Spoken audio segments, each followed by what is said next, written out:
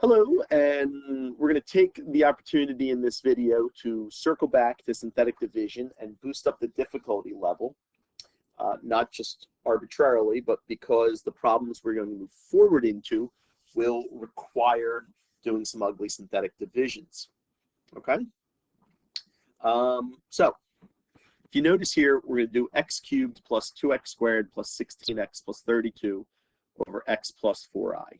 So what makes this problem a little different here is that the root we're talking about in the dividing expression is an imaginary number, okay? It has an imaginary component. So as a quick review here, let's make sure that you know that I squared equals -1, and if you ever encounter I squared, you would prefer -1 as it is simpler and they are equivalent, okay? Next, you might encounter like something like a distribution with I. So let's just take a look at that real quick. And it'll circle back to this previous idea of I squared equals -1. Okay, so we've got 2I squared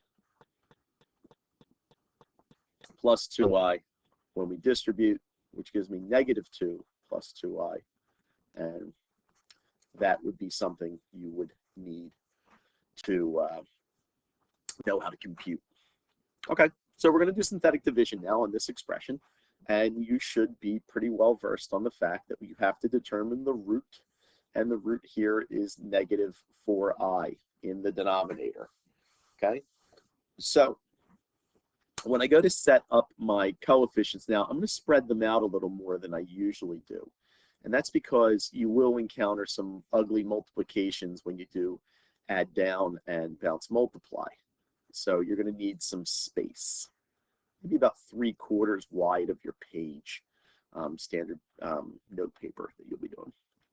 Okay, so I'm going to add down to start. I'm going to 1 because there's a 0 here.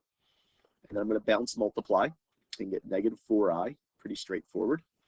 And now you've got to realize that 2 plus -4i, you'll encounter this a lot in this level of problems that have this level of difficulty with a imaginary. They're not like terms, guys, so you need to keep it simple and just realize that the answer is 2 plus -4i. And plus negative, again, from pre-algebra is just subtraction. All right, so now I'm going to bounce multiply, and I'm going to draw this in blue here, and I'm going to go to the margin in blue so that you guys can see it's in fact a distribution, okay? I'm not going to just be able to knock that off real easily, especially because it's got an imaginary number multiplication in it. So I get -8i plus 16i squared. And again, the 16i squared is really -16 because I squared is -1. So it's 16 times -1. All right, so now I've got -8i minus 16, and I will add down. And in doing so, the 16 cancels the -16. Okay, that's where I'm going to do the combination. So they will cancel, and I will get just -8i. So now when I do my bounce multiply here, I'll go on the margin for that, just to be conservatively careful. And that will give me 32i squared, which is 32 times -1, which is -32. Excuse me. So I'm writing -32 back in its appropriate place and realizing the last add down yields the remainder, which is a remainder of 0. Okay? We'll talk more about that in a second. That's not what we're being asked to focus on in this problem, in these problems. Maybe you get a remainder of 0, maybe you don't. We're just focusing on the mechanics of the division. Okay, so from there, we will write the summary statement for the answer, which, no shock, is going to be a little ugly, being that you divided by an expression that had an imaginary component in it. But just like the rules we always did, if you take an x squared over an x cubed, it'll start at x squared. So this is a 1x squared plus 2 minus 4i x, that's the coefficient here, plus -8i, okay, which in fact you probably guessed could be written as just negative 8i. And that is your answer. Again, it's this expression divided by this expression equals this expression. Okay? Now, as an aside to that, okay, it's not where we are in this particular video, but we're doing this video so we can move in this direction. When you have the remainder equals 0, okay, it allows you to apply the fact that the divisor is a factor of the numerator. So what we will come up with there is that x plus 4i is a factor of the numerator. Okay, and although that's not what we're focusing on in this slide, in this video, excuse me, it is why you're learning how to do this division.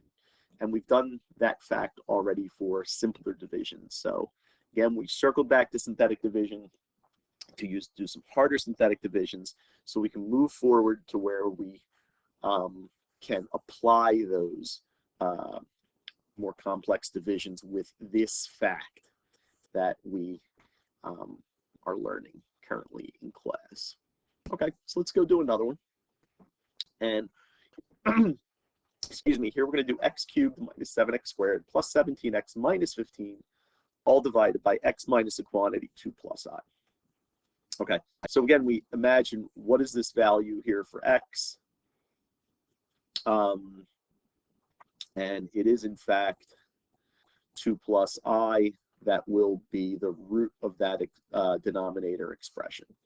Okay, now don't forget these two examples were a little different, where here you had to change the sign of what you saw from plus to minus, and here from minus to plus. This is a negative sign making the root positive, because don't forget, you're finding what value of x makes the denominator 0.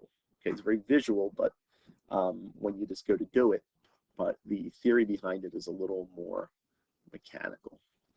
Okay, so here we go. I'm going to set up my coefficients again, spreading them out nicely.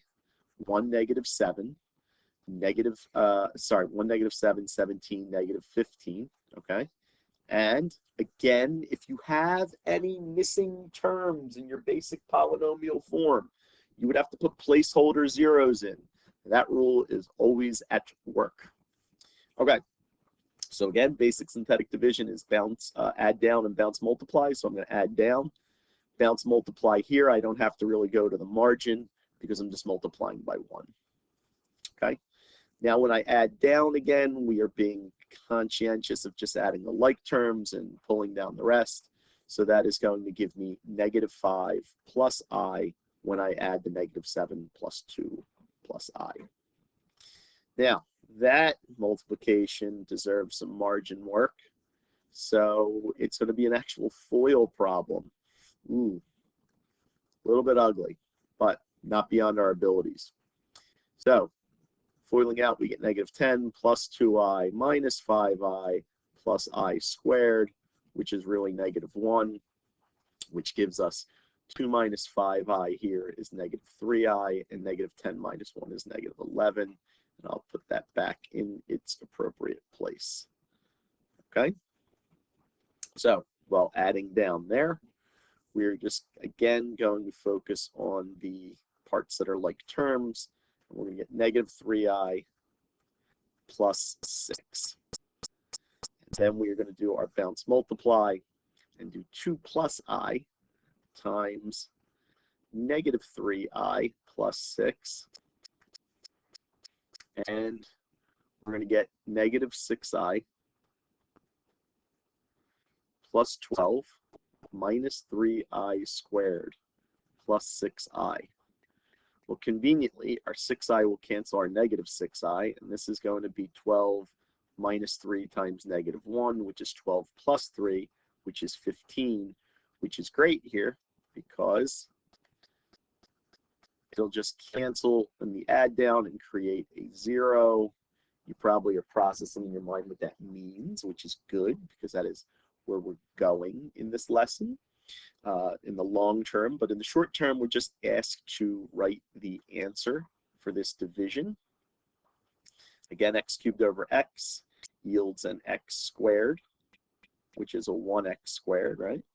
So plus -5 plus I is the linear coefficient, so that's multiplied by x, and we got plus -3i plus 6 with a remainder of 0. So again, this is our answer here in this question. It's just asking you to please divide. Very mechanical. But don't forget, philosophically, where we're moving is to see that because we got a remainder of 0, eventually you're going to need to see that x minus the quantity, 2 plus I, is a factor of the numerator, okay? Don't lose sight of that, because that's really what we're going to apply when we're doing these divisions, okay? Is being mindful of remainder of 0 yields a factor. And that's as simple as like when you did 12 divided by 6. It's not so much that you got 2, it's that the remainder is 0. That's what makes 6 a factor of 12, okay? Commensurately, if you had 12 divided by 7, you would get 1 and remainder not equal to 0. That's why 7 is not a factor of 12.